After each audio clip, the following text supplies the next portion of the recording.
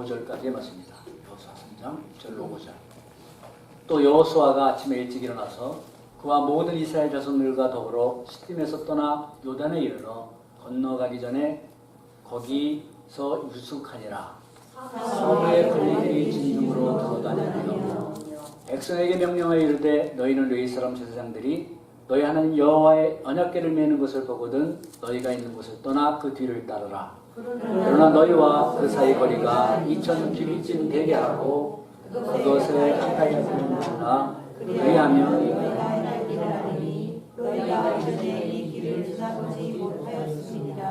여호수아가 또 백성에게 이르되 너희는 자신을 성결하게 하라. 여호와께서 내일 너희 가운데서 기이한 일을 하시리라. 아멘.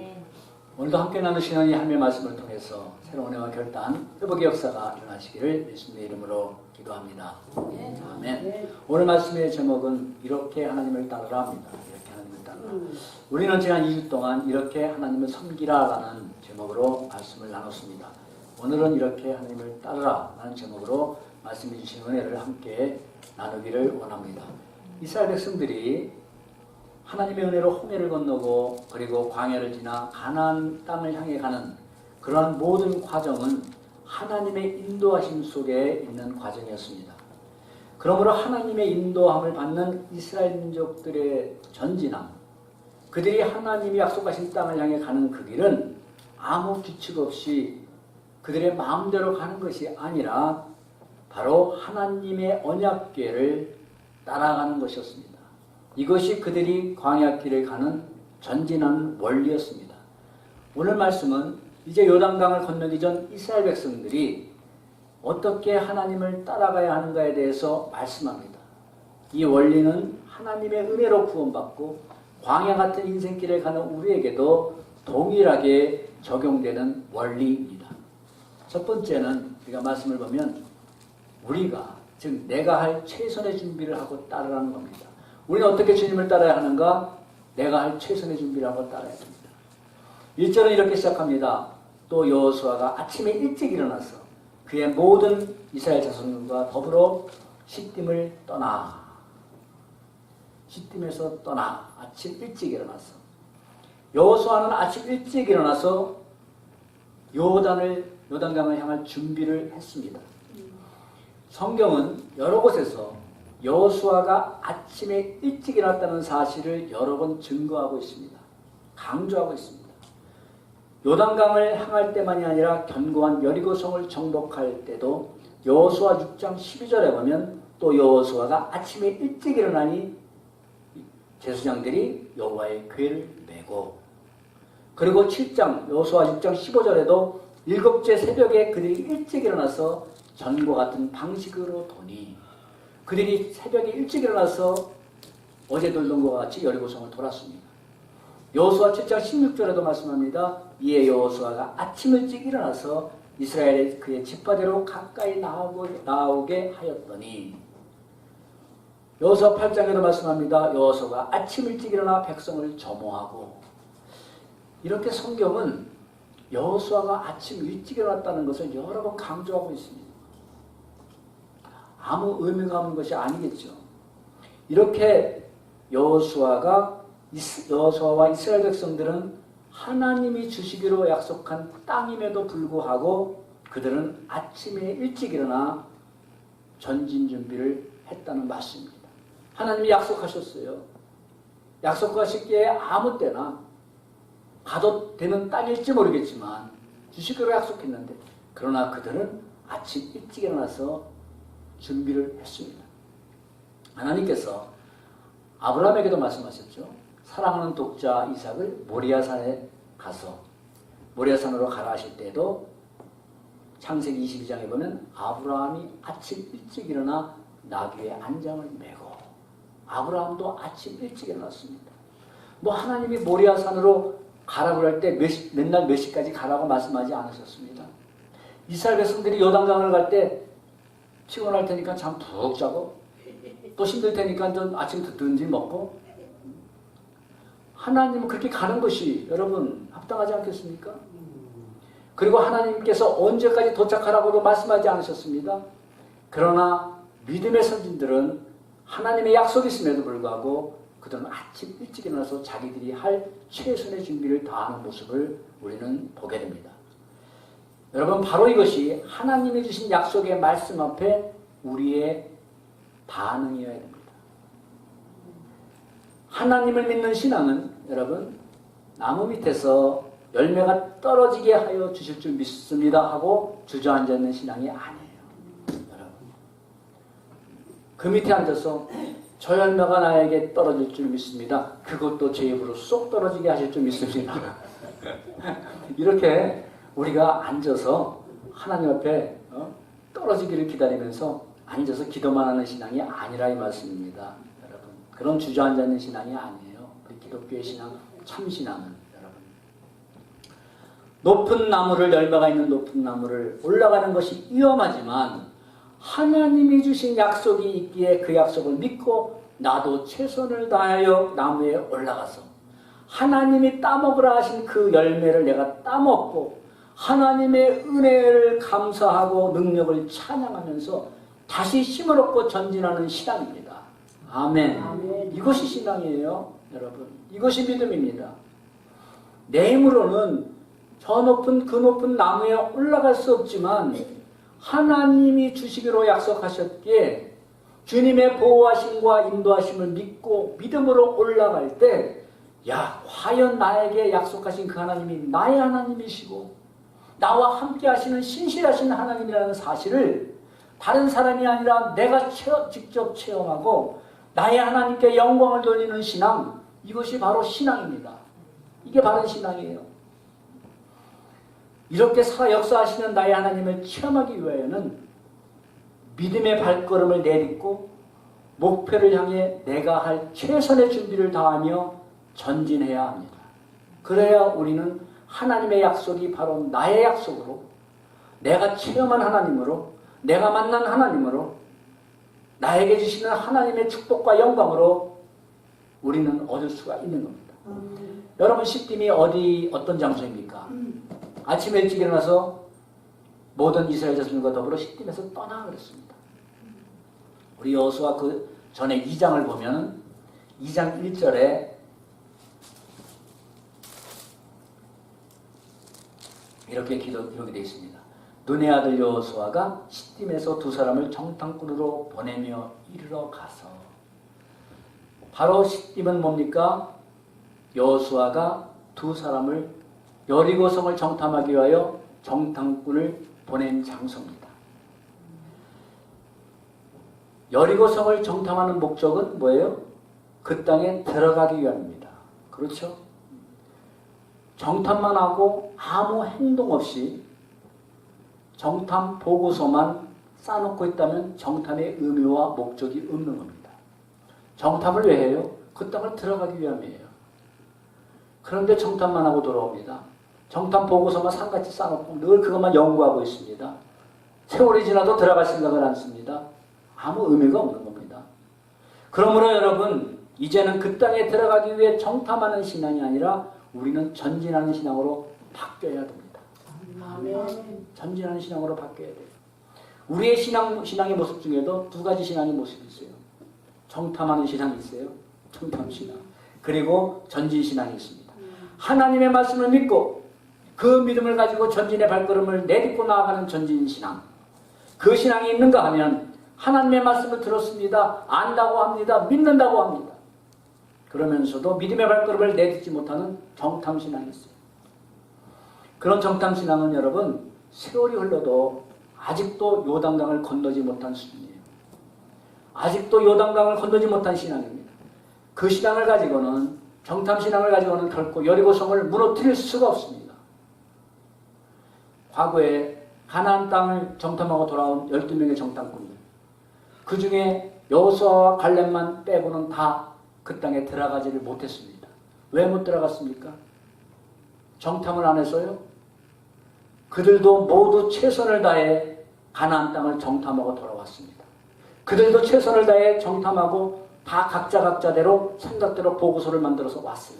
그들도 정탐을 안 한 게 아닙니다. 적진에 들어갔어요. 그들도 생명을 걸고 들어갔어요. 그러나 하나님께서 그 땅을 주시겠다는 하나님의 약속은 그들도 들었지만 그 약속을 굳게 믿고 믿음대로 전진하지를 못했기 때문이에요. 그래서 그들은 정탐신앙으로 그들의 인생을 마감하고 말았습니다. 결국 못 들어갔어요. 정탐만 했어요. 약속의 땅에 들어가지 못했어요.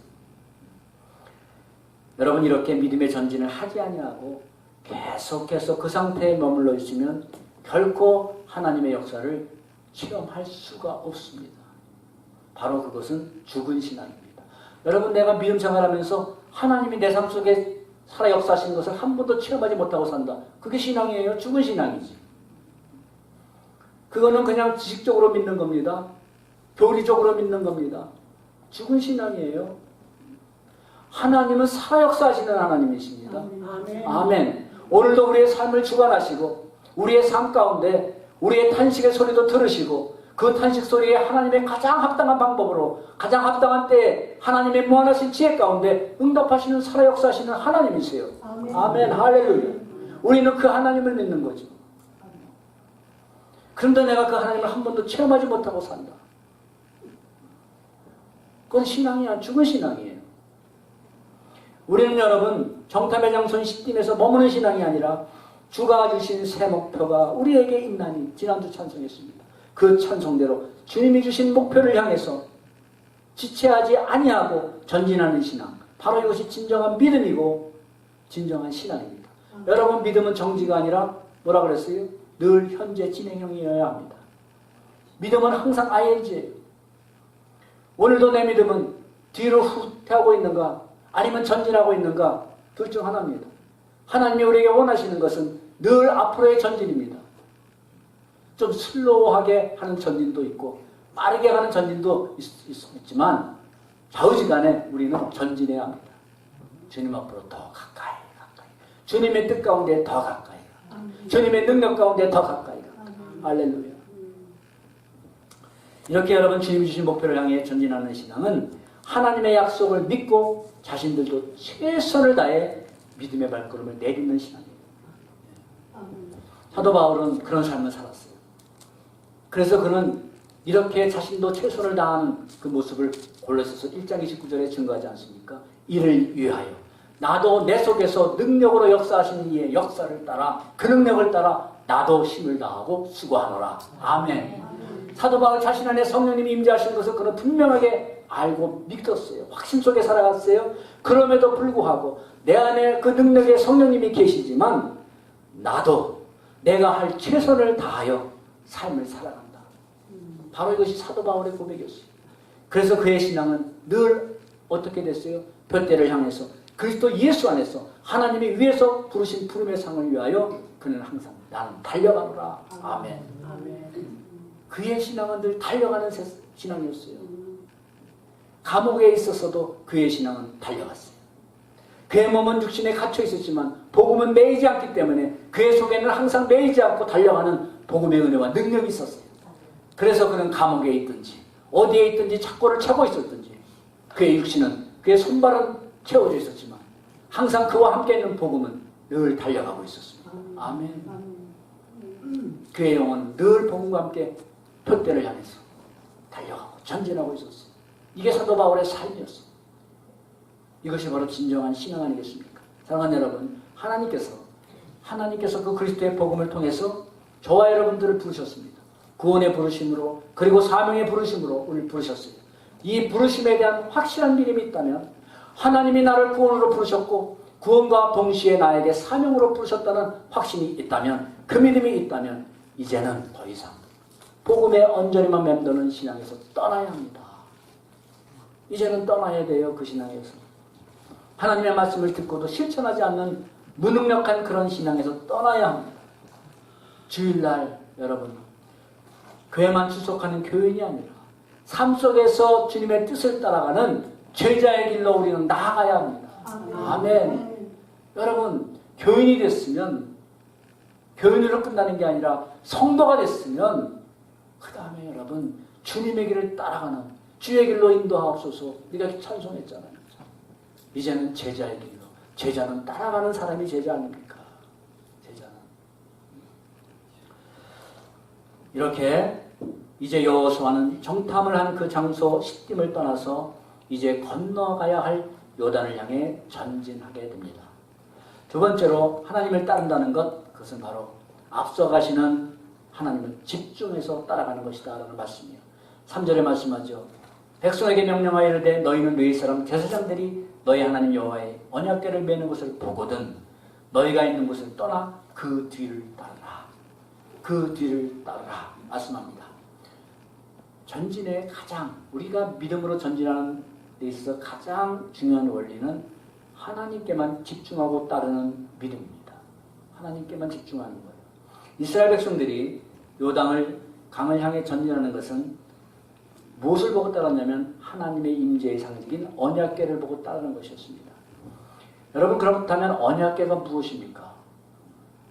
언약궤가 어떤 역할을 하는 겁니까? 언약궤가 있는 곳이. 우리 다 같이 출애굽기 25장 보도록 하겠습니다. 시작. 거기서 내가 너와 만나고 속죄소 위 곧 증거궤 위에 있는 두 그룹 사이에서 내가 이스라엘 자손을 위하여 내게 명령할 모든 일을 내게 명하리라. 아멘. 이렇게 출애굽기 25장 22절의 기록대로 바로 하나님께서 그의 백성들을 만나고 그곳에서 말씀하심으로 말미암아 그의 백성들과 함께 하심을 보여주는 하나님 임재의 상징이 바로 언약궤입니다. 언약궤는 내가 너희와 만난다. 그리고 그곳에서 내가 너희에게 명령하고 말씀한다. 그러므로 너희는 나의 백성이다. 나는 너희 하나님이다. 내가 너희와 함께 하느니라는 언약궤가 주어주는 우리에게 주시는 상징입니다. 그러므로 여러분 신약시대를 살아가는 우리가 언약궤를 따르는 모습은 어떤 모습일까요? 지금은 언약궤가 어디 있는지 모릅니다. 언약궤를 따른다는 것은 우리 신약시대를 살아가는 우리에게 어떤 모습일까요? 바로 말씀이 육신이 되신 예수 그리스도를 따라가는 모습 아니겠습니까? 아멘. 하나님의 말씀을 앞세우고 그 말씀을 따라가는 모습, 이것이 바로 구약시대 언약궤를 따라가는 모습입니다. 하나님께서 이 말씀을 통해서 우리와 만나십니다. 이 말씀을 통해서 우리에게 말씀하십니다. 말씀을 통해서 내가 너와 함께하니라 영원토록 함께하니라 나는 너를 떠나지 아니하리라 그리고 영원한 천국으로 인도하고 하려는 모든 약속이 이 말씀 속에 담겨 있습니다. 그러므로 언약궤를 따라간다는 것 바로 말씀이신 예수 그리스도를 따라가는 것이며 말씀을 따라가는 모습입니다. 우리가 주님을 따른다는 것 그것은 바로 내 생각대로 내 열심으로 인생길 가는 것이 아니라 주님의 뜻을 따라 살아가는 것. 여러분 결코 이스라엘 백성들이 언약궤를 앞설 수 없었던 것처럼 결코 저와 여러분들도 절대 주님을 말씀을 앞서 살아가서는 안 된다는 말씀이에요. 그럴 수 없는 겁니다. 여러분 이 시대의 특성 중에 조급함과 자기중심 사상이 있습니다. 세상이 여러분 너무 얼마나 빠르게 변하기 때문에요. 얼마나 빠르게 변합니까? 너무너무 빠르게 변하지 않습니까? 예전에 선물을 받았습니다. 그러니까 그 좋은 이 헤드폰이에요. 그걸 받았어요. 그걸 가지고 너무 아까워서 박스를 뜯지 않고 그냥 놔뒀습니다. 아, 이걸 그냥 팔까? 우리 이런 거 전부가 필요 없는데. 뒀어요. 뒀다가 이제 쓸만하니까요. 이제는 코드레스가 나와가지고 줄 없는 게 나와가지고 후식이 돼버렸어요. 차라리 그 당시에 팔았으면 조금이라도 받았을 텐데 지금은 별로 사갈 사람이 없어. 그게 불과 얼마 전에 지금은 다 코드레스 오는 걸 쓰고 다녀요. 너무너무 빠르게 변합니다. 여러분 이렇게 빠르게 변하는 이 세상 속에 우리가 살아가면서 여러분 우리의 모든 생활 패턴과 삶의 태도도 당연히 조급하게 되죠. 조급하게 돼요. 때로는 돌아가게도 하시고 때로는 쉬게도 하시는 하나님의 뜻을 따라가는 것이 아니라 지름길을 찾아서라도 그리고 빨리 내가 원하는 대로 달려가기를 원합니다. 언제 기도하고 언제 하나님의 응답 듣고 그래야 아이고 참 기회가 났을 때 빨리 잡아야지. 이렇게 하면은 또 빨라. 언제 그거 기다려. 뒷돈 주고 나면 빠른데. 여러분, 우리가 원하는 대로 우리는 빨리빨리. 그래서 그런 말 있죠. 한국 선교사님, 선교지에 선교사님들이 와가지고 놀랬대잖아요. 원주민들이. 그 뜨거운 데서 자기들은 다 유수대가 돼가지고 막 하고 있는데 그 열대지방에 있지도 않은 선교사님들 와가지고 빨리 해가지고 열대지방에 살던 자기들보다 더 여러분, 주님 따라가는 길이 불편하면 그 길이 아니라 자신이 좀 편하고 좋은 길을 찾습니다. 주님 따라가는 길에 손해가 나면 자기 유익을 위하여 그 길을 그냥 포기합니다. 이렇게 주님은 뒤에 따라오시다가 우리가 급할 때 부르면 오시는 그런 오는 911 정도로 우리가 여기고 살아갑니다. 열심히 내 길 갑니다. 주님은 안중에도 없습니다. 따라오세요 하다가 문제 덜컥 생깁니다. 어려움 만납니다. 주여, 주님 도와주세요. 911이지 뭐예요? 여러분, 인생에 우리에게 중요한 문제는 저와 여러분들 한 치 앞도 우리가 할 수 없는 게 인생 아닙니까? 여러분, 정 열고 나갔을 때 우리는 누구를 만나고 어때요? 전혀 모릅니다. 이렇게 한 치 앞도 알 수 없는 우리 인생길을 간 우리가 중요한 것은 누구를 주목하면서 누구의 인도하심을 받고 살아갈 것인가. 가장 중요한 문제 아니겠어요? 4절 말씀을 보면 이스라엘 백성들과 언약궤의 거리가 약 2000규빗 정도 되게 거리를 돌아라고 기록이 되어 있습니다. 보통 그 당시 한 규빗을 어른의 팔꿈치에서 요 정도, 팔꿈치까지 손끝에서를 한 규빗이라고 하였답니다. 이게 보면 40에서 45cm 정도. 물론 사람마다 틀리겠지만 그러면 이것을 메타로 계산하면 900m 정도, 900에서 1000m 정도라고 합니다. 이 거리가 사람이 망원경이 아니라 그냥 정상적인 육신의 눈으로 물체를 그래도 식별할 수 있는 최장거리라고 합니다. 이는 모든 백성들이 여러분 몇백 명이 가는 게 아니고 몇만 명이 가는 게 아니라 아이들끼리 합하면 200만 명이 가는 길이에요. 그러므로 여러분 그 모든 이스라엘 백성들이 어디서나 볼 수 있는 거리에서 하나님의 언약궤가 앞서갔다는 말씀이에요. 그러므로 그 누구도 앞서가는 언약궤가 보이지 않아서 나는 딴 길로 갔다고 핑계댈 수 없다 이 말씀입니다. 다 보이는 희미하지만 저게 언약궤라는 것을 분별할 수 있도록 그 모든 이스라엘 백성들이 앞에 가는 사람들이 다 보고 바로 따라가게 했어요. 그래서 그 뒤에서는 바로 따라가는 사람을 따라가면서 멀리서나마 언약궤를 바라볼 수가 있었습니다. 그러므로 여러분 안 보여서 나는 딴 길로 갔다 핑계댈 수 없어요. 이와 같이 여러분 오늘도 예수 그리스도가 누구신지 온 민족과 열방이 다 볼 수 있도록 증거되고 있습니다. 나는 복음을 못 들었다.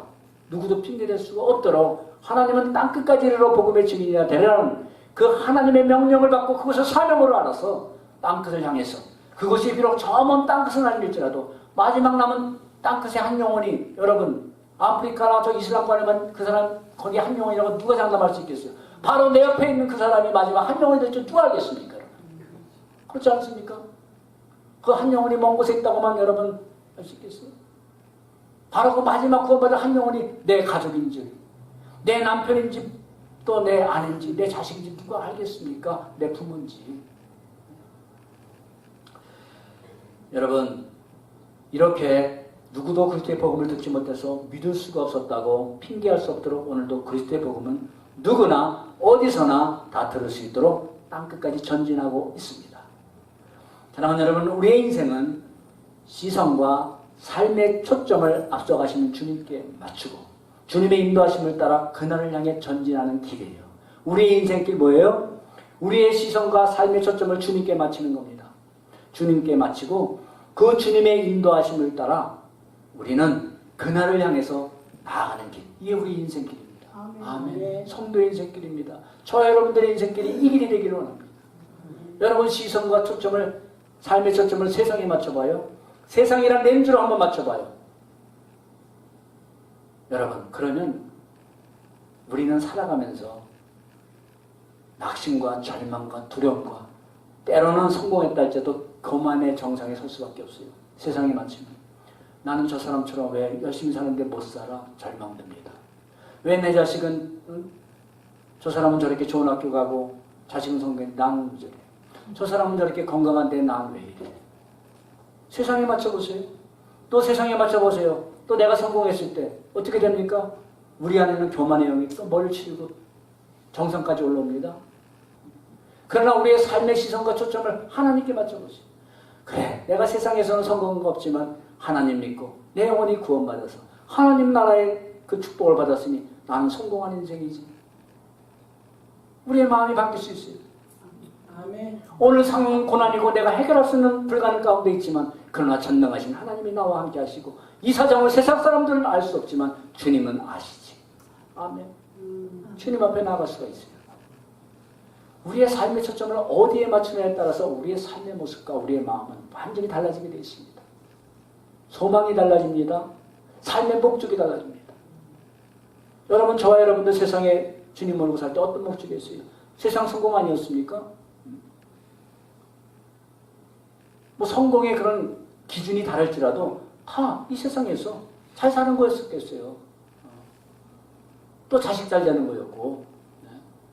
그러나 여러분, 삶을 초점을 주님께 맞추면 내가 이 땅에서 정말 성공적인 삶을 사는 것은 나 같은 자를 구원하신 것은 주님 앞에 주님이 기뻐하시는 일, 주님의 기쁨 드리고 주님이 나 같은 자에게 맡기신 그 사명, 내가 무엇이 간데 전능하신 하나님이 나 같은 자에게 이런 사명, 이런 일을 감당하라고 주셨을까? 이런 은사를 주셨을까? 그것을 감당하다가 주님 앞에 영광스럽게 서는 그날이 우리의 소망되지 않겠습니까? 아멘. 달라진다 이 말씀이에요. 여러분, 이렇게 우리가 우리의 시선과 초점은 주님께 맞추는 것. 바로 이것이 진정한 따름이에요. 이것이 주님 따라가는 삶입니다. 이것이 진정한 믿음이에요. 주님을 따라간다는 것. 그럴 때만이 여러분, 우리 앞에 놓인 요단강의 문제도 마른 땅같이 건너게 되고, 우리 앞에 놓인 여리고성의 문제도 모래성처럼 무너뜨리게 되고, 우리 앞에 가로막고 있는 강한 가나안 대적도 우리가 정복할 수 있는 줄 믿습니다. 아멘. 그럴 때 주님 따라갈 때 주님이 내 앞에 대장 되신다는 의미 아니에요. 주님을 따라가는데 가나안 민족이 주님이 그들을 못 이기겠습니까?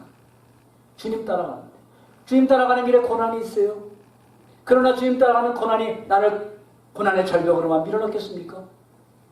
그 고난의 구비를 넘어서 그 계곡을 넘어서 주님이 인도하시는 것은 어디입니까? 항상 승리자이신 승리의 자리 아니겠습니까? 영광의 자리 아니겠습니까? 마지막으로 여러분, 내 자신이 하나님 앞에 따라가는 것은 늘 성결한가를 점검하고 따라가는 겁니다. 매우 중요합니다. 하나님을 따라가는데 과연 나는 성결한가? 거룩하신 하나님을 따라가는데 과연 나는 거룩을 지키고 살아가는가? 따라가는가 하는 겁니다. 우리 5절에 말씀합니다. 여호수아가 또 백성에게 이르되 너희는 자신을 성결하게 하라. 여호와께서 내일 너희에게 기이한 일을 행하시리라. 자신을 성결하게 하라.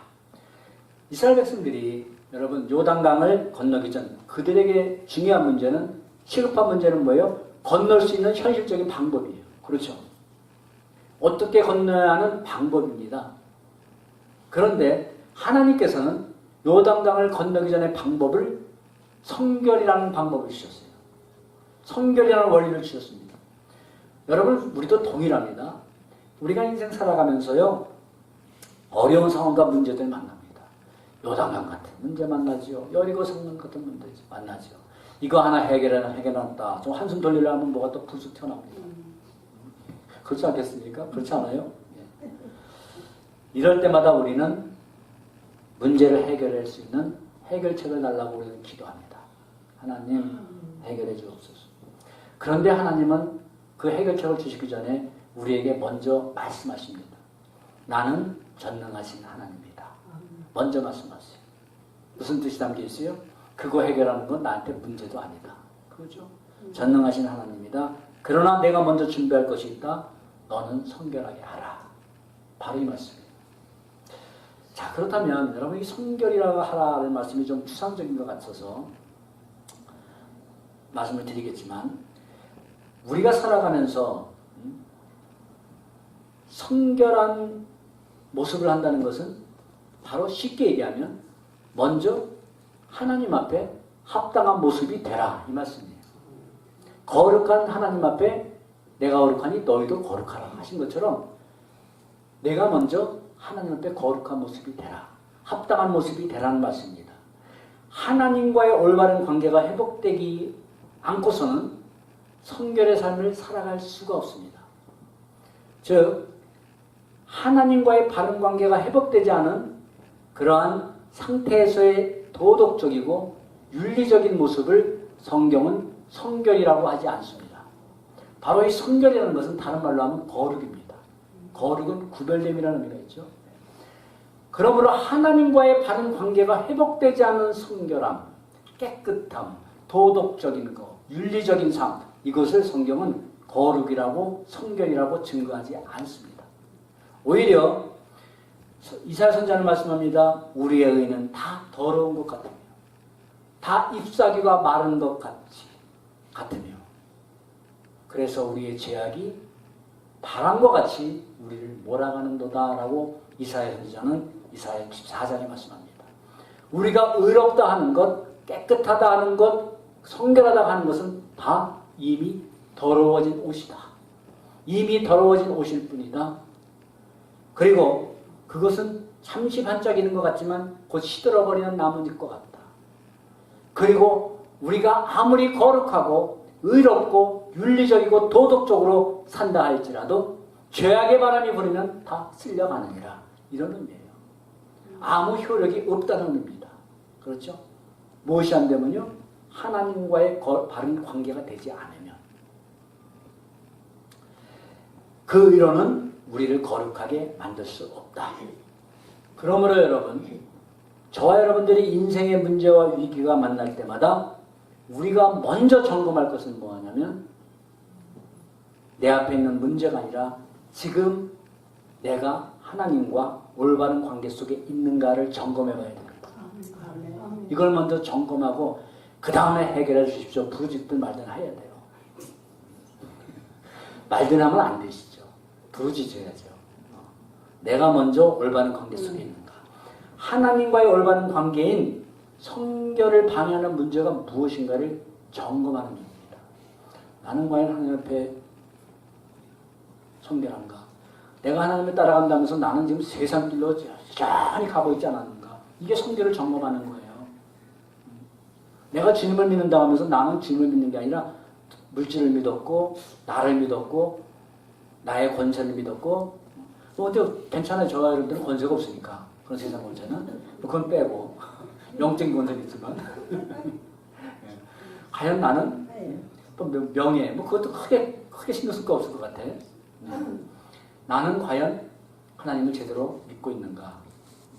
과연 내가 하나님과 관계가 바르게 하는 데 방해하는 문제가 무엇인가를 점검하는 일입니다. 그래서 우리는 하나님 이 문제를 해결해 주옵소서가 먼저가 아니라 하나님 앞에 거룩한 삶 살게 하옵소서.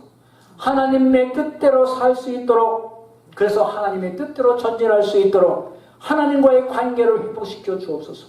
더 하나님과 끈끈한 관계가 되게 하여 주옵소서. 아예 하나님의 관계가 나와 묶이게 하여 주옵소서. 말씀의 맹자가 되게 하옵소서. 복음의 맹자가 되게 하옵소서.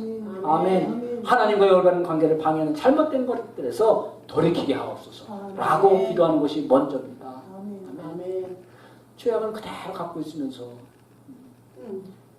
하나님의 역사가 안 일어나는 거죠. 문제는 하나님께 있는 게 아니라 우리 자신에게 있는 겁니다. 그렇죠? 네.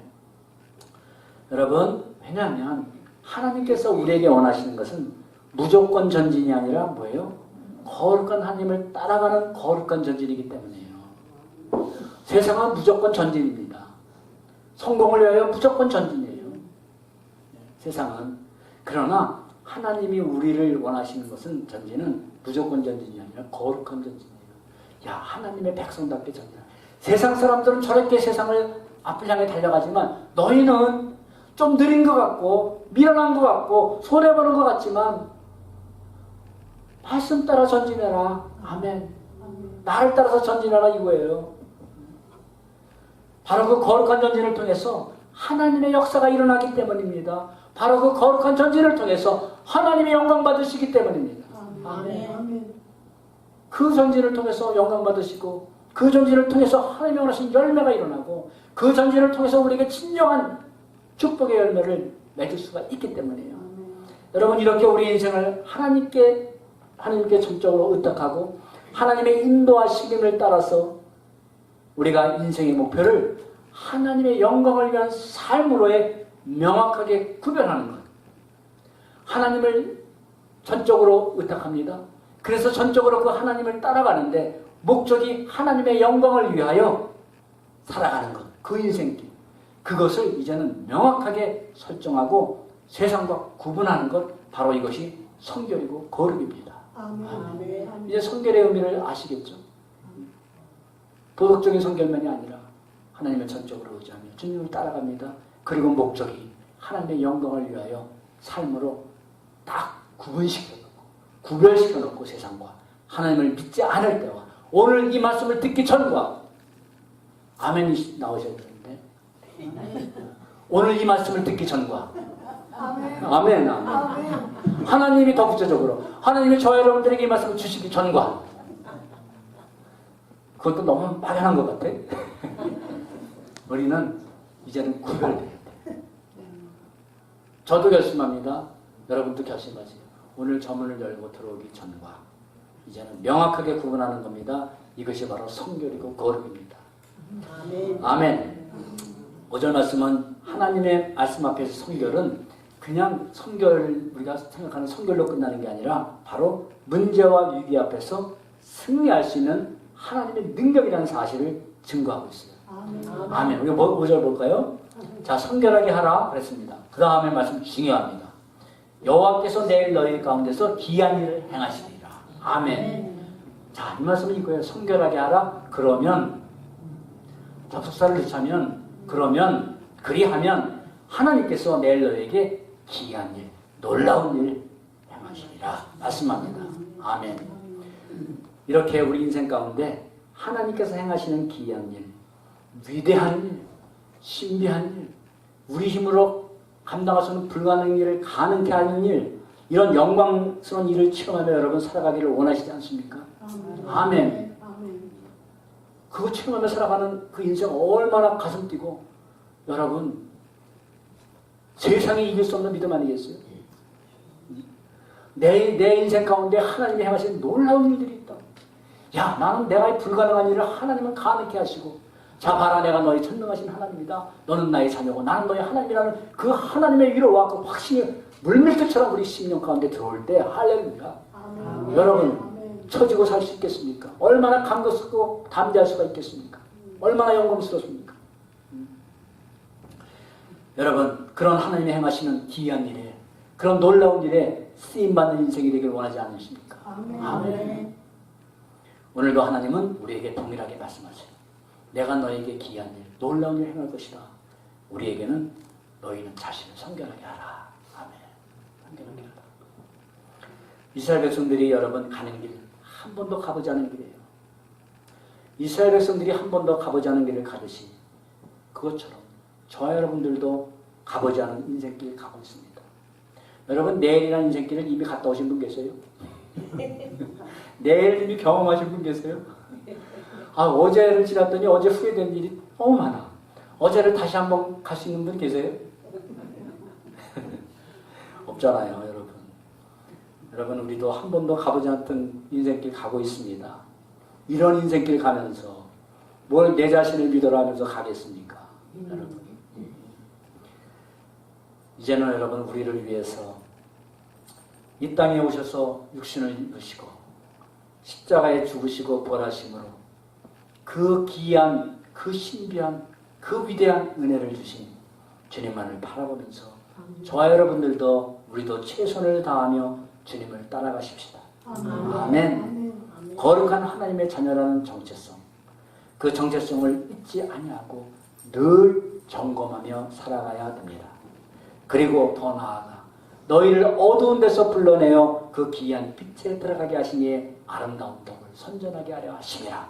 이 말씀처럼 나 같은 자에게 귀한 일을 행하신 주님을 증거하며 살아가는 것.